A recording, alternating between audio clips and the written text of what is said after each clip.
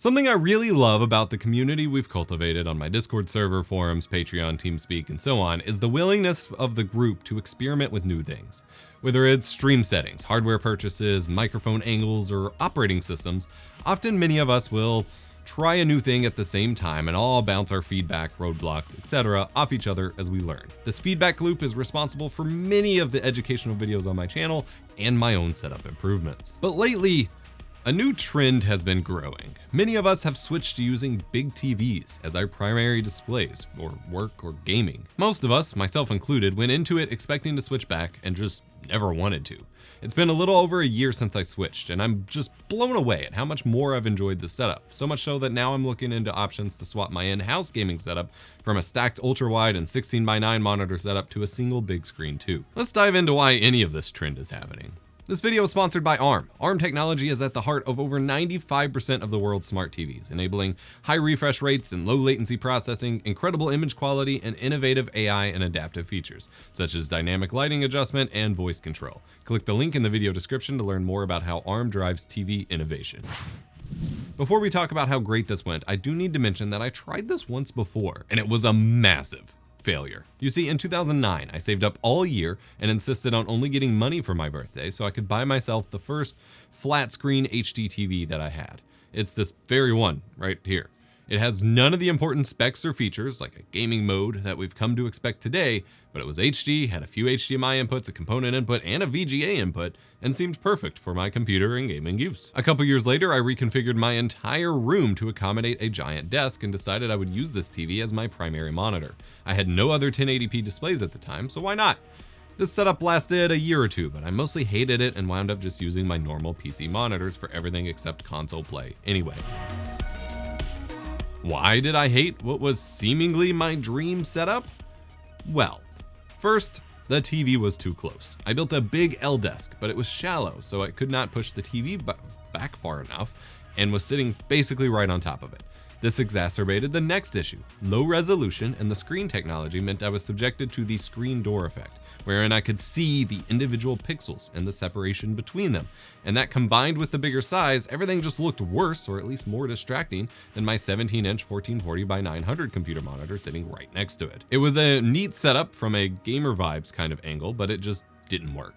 I eventually gave up on it while mounting it above my desk and returning to normal monitor use for my day-to-day work, and I thought I'd never give it another go. I always kind of started looking at these setups with a little bit of suspicion. Fast forward 10 or 12 years, and Will, my community manager, is talking with another member of our Discord server about just getting rid of their extra monitors and using his big 48-inch OLED as a computer monitor. So you are to blame for all of this. Yeah.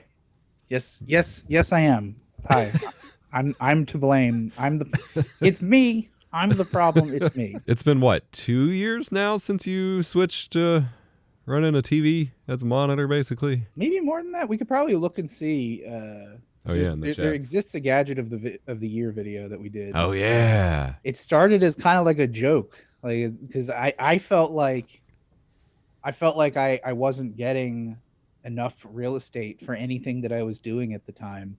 And I remember very clearly seeing a discussion in the Discord where two people were arguing about how to mount a monitor and like which monitors to pick if you wanted to do like one stacked on top of the other. And someone said something really smart, and it was, you should just get two of the same ultra wide and then mount one upside down so it's flush, and then you'd have like a curved 16:9 screen. And then after I had seen someone do it, I'm like, well, why didn't you just get a really big monitor? Turns out that's actually a pretty good idea. Yeah. You replaced, I think did you have an ultra wide at the time?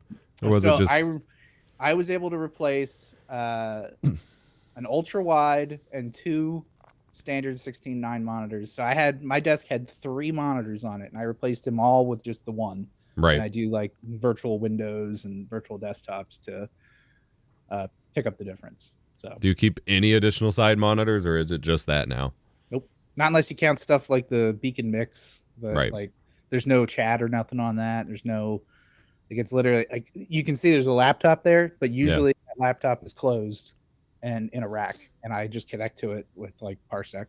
Right. found it out because I'm updating it. What's been your favorite part so far? Productivity wise, I saved all the real estate on my desk, and I still have. I have more monitors technically than when I just had the 3, because I can split it into 4 different ways. I can actually split it like 8 different ways if I want to have small little 720p windows everywhere. But yeah, I can still have all of the stuff that I'm working on. I can have, Teams in one window. I can have Slack in another. I can have anything like my instances of Grafana and Kibana open in other windows.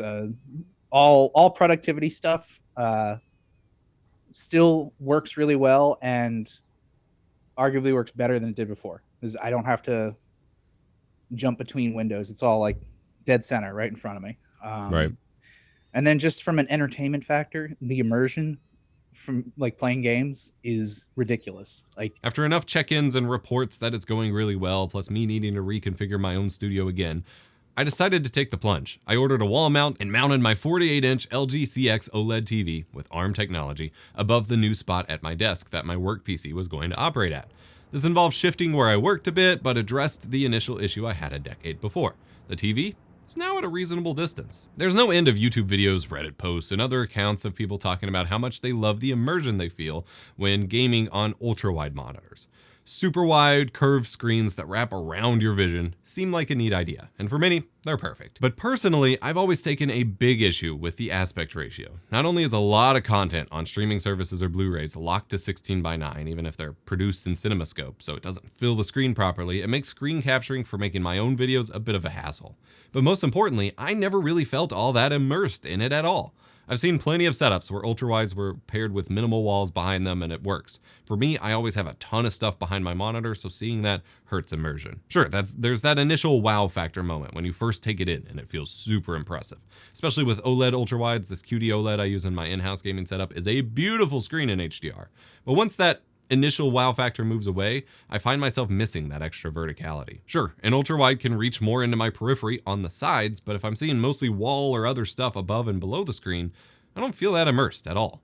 Not to mention the issues with mini games not supporting center HUDs and so on. Again, for some people, it is perfect. This is a me thing. But this 48-inch TV smack in the middle of my workspace, now this is immersion. I've said this repeatedly. The only thing that's as close to playing a game on a screen this size is VR. That's it. Because you just have corner to corner periphery is covered. You don't have to like glance in any direction to see like the entire screen or anything like that. It's just you're good. Right. You don't have to do anything. You just sit. And I get that there's probably some concerns about like what kind of damage this is doing to my eyes, but I gotta tell you, man, like after like two plus years of doing this, I haven't really noticed anything. Like it's not that harsh on my eyes, and I don't even use any like the blue light filter stuff. The majority of my vision is taken up by my screen, period. Whether I'm working, watching, or gaming, I am always fully engrossed in everything I'm doing in a way that just cannot be replicated by any other setup. Just having the screen taking up my vision helps me feel like I'm in the game and helps me focus more as a result. I still have secondary monitors, as you can see behind me, for my multi-computer setup and the other outputs I need, but the added friction to using them means I stay primarily focused on my main task at all times. And on the other side of the screen, the full 16:9 aspect ratio and higher resolution means I have a lot more screen real estate for editing, tiling windows, and so on. There's also no screen door effect. I have to put my face close enough that my nose basically touches the screen to really see the individual pixels in their separation.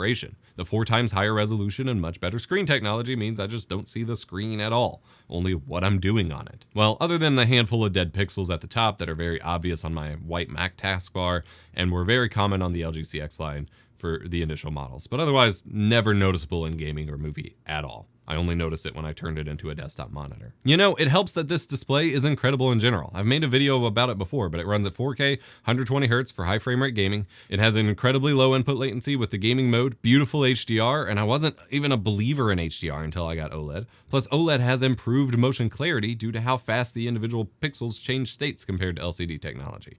Also, if I need to game at 1440p instead of 4K for some reason, it looks almost as good as native on this display, which is very rare on modern TVs. Whether I'm gaming on a modern console like my PlayStation 5 or emulating a classic CRT via the RetroTink 4K upscaler, this TV has provided me the best gaming experiences I've ever had from a technological standpoint. The gaming mode and ultra low latency mode means that there's no inherent disadvantage to using this TV as a monitor at this point. My input is like any other input, and it works flawlessly with Windows, Linux, Mac, game consoles, and even my iPad. There's also the wonderful filmmaker mode in the picture settings. This allows streaming media to be displayed in the way it was intended, and not with too much additional post-processing from the TV. This is glorious. And yes, I do still use the streaming apps on the TV itself, as if I have a big render going or a bunch of stuff already open on my systems, I may not want another browser tab for streaming media. It's easier to just focus on the thing I'm watching via a dedicated app than yet another window. Plus, if my kiddo needs to be in the studio with me while I work, it's super easy to just pull up Jellyfin on here, then find another device to pull it up. This TV is from 2020 and can still decode AV1 footage too, which is awesome. The LG Smart TVs are made great by the help of ARM. ARM specializes in energy-efficient, powerful CPUs that don't take up a ton of space, but enable devices from your TV to your smartphone and laptop to offer super cool immersive experiences. I've mentioned before about how ARM powers everything from my keyboard and music gear to my little Raspberry Pi projects to even my 3D printers. Well, they enable LG OLED TVs to support lots of neat technologies such as day-night sensors, voice processing to control the TV from your remote, to body tracking and fitness applications built into newer TVs, among other AI processing goodness. LG have given my model an upgrade with these new features, so if you're thinking of updating your setup, be sure to check out the latest ARM-powered models. Speaking of AI processing, I have a confession to make. I do sometimes use the AI motion smoothing feature. While I play most games in game mode with it off and watch movies in filmmaker mode, if I'm playing in a console like the Nintendo Switch, where most games are only rendering in 30 FPS, I sometimes find True Motion to be pleasant. This feature uses AI to interpolate frames in between the ones provided by your content for a smoothed out result.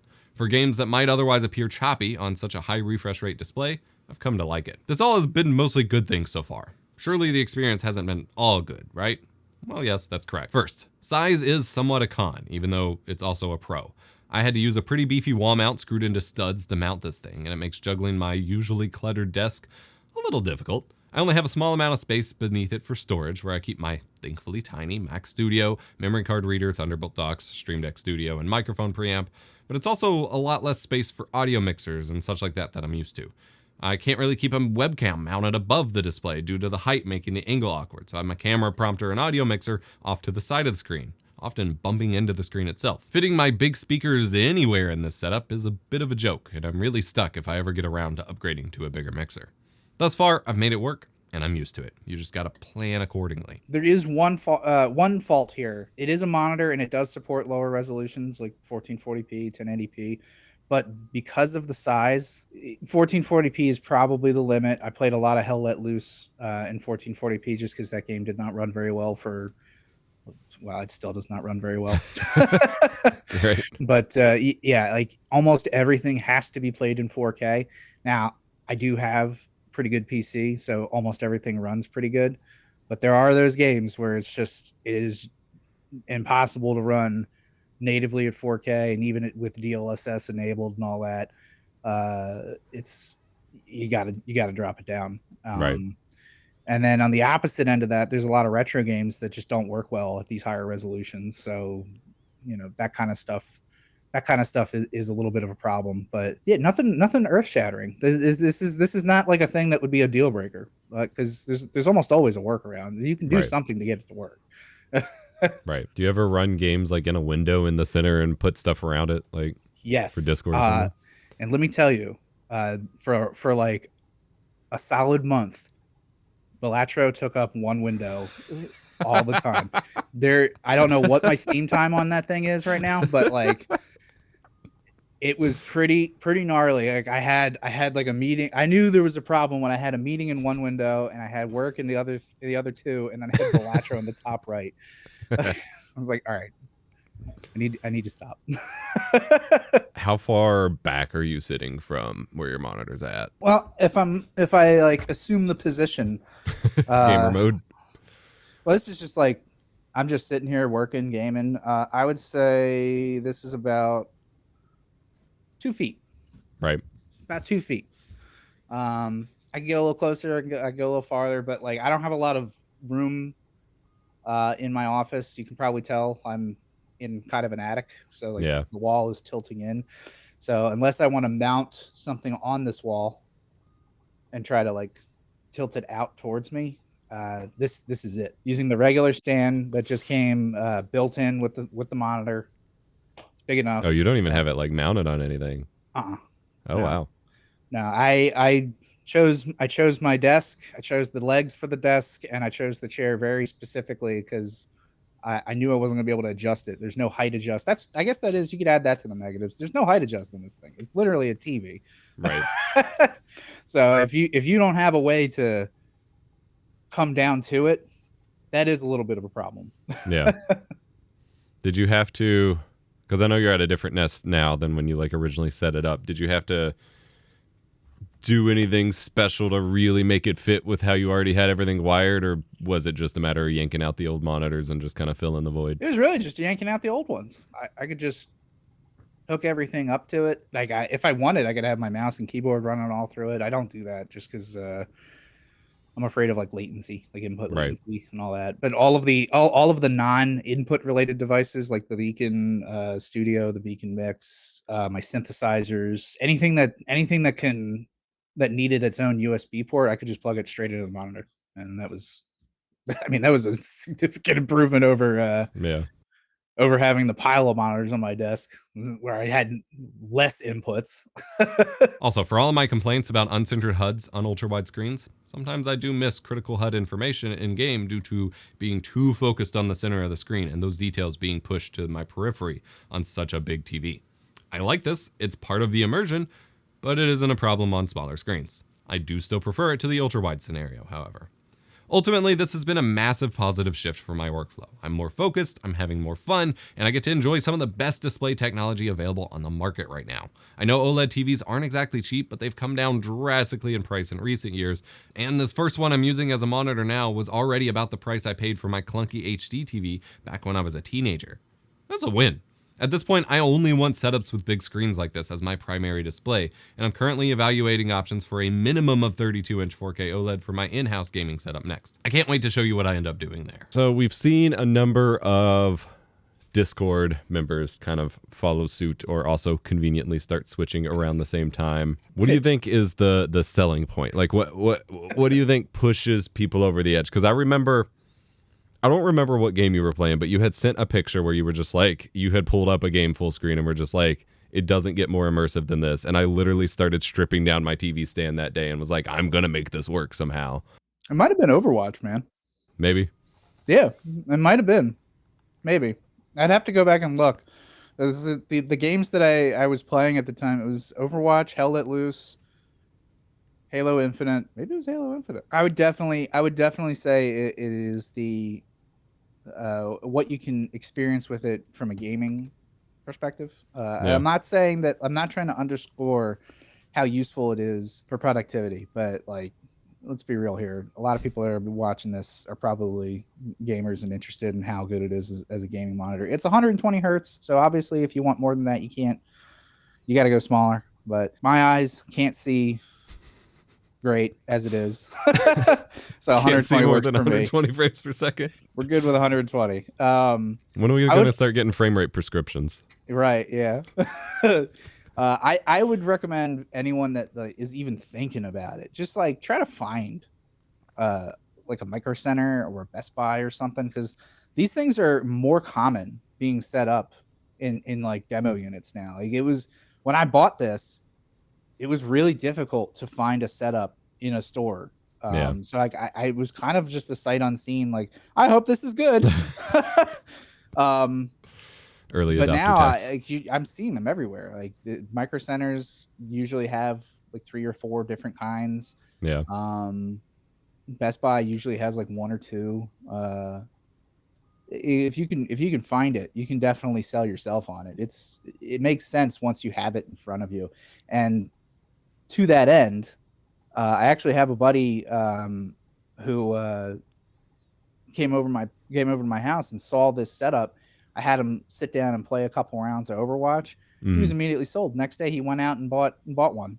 Like it's the kind of thing where if you experience it, I guess it has a lot in common with VR in that way, where Yeah. you just have to experience it to understand. Like, it is significant. It is a game changing piece of equipment that you can add to your setup, or replace a bunch of things with your setup. I guess I feel the same way because I was always on the 27-inch kind of train. Like, especially in my older setups, I had Mhm. tried a 32-inch monitor at some point. It was just like too big. And so I was just like, 27-inch is all I need for 4K and we're good. See, that's the thing. Like, I think you either need to stay 27 or you go overkill. Like, you can't have the middle ground. You have to have either the 27-inch and maybe you have another 27-inch mounted somewhere or just on your desk. But like all those in between sizes, they don't really work that great. You Right. often feel like it's either not big enough or it's taking up too much space. Whereas with this, it's a full replacement and it's bigger than everything else. Right. So Yeah. And I you had just the gotta commit. Again, check out the links in the video description to learn more about how ARM helps LG OLED TVs deliver better performance and picture quality for everything from gaming to work. Click this video to learn more about my setup and workflow on the whole, and remember to be kind. Rewind.